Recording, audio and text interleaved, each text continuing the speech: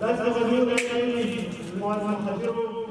غزنی ولایت کې د بدیل معیشت امریت له لوري د نشئی توکو پر وړاندې مبارزې او بدیلو کښتونو رامنځته کولو په موخه غونډه ترسره شوه.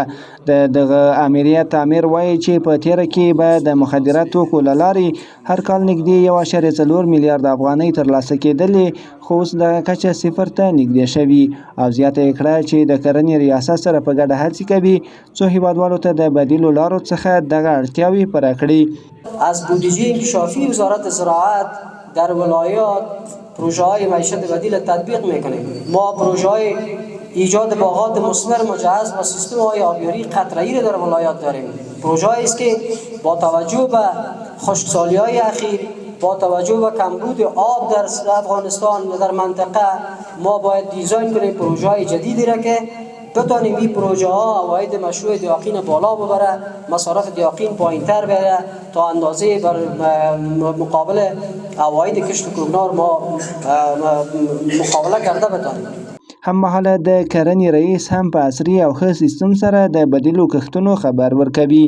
موږ به ان شاء الله کوشش وکړو چې د افغانستان اسلامي امارت په چوکاټ کې د غزنی ولسونو ته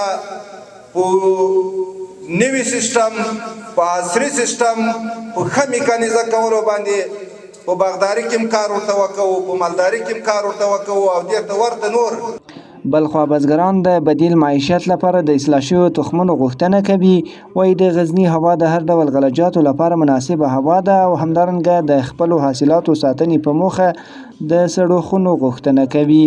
باوند متعالی که اقلیم افغانستان داده که به هیچ کشوری تو اقلیم نداره. کشورهای است نزدیک بحر است، تفاوت شب و روز حرارت نداره. یو ځکه دي چې هر شي جوړې دي، هر زراعت کولای شي، خو بالعموما دلته چې ډېر کرل کېږي هغه غنم دي، کچالو دي، پیاز دي، لوبیا ده.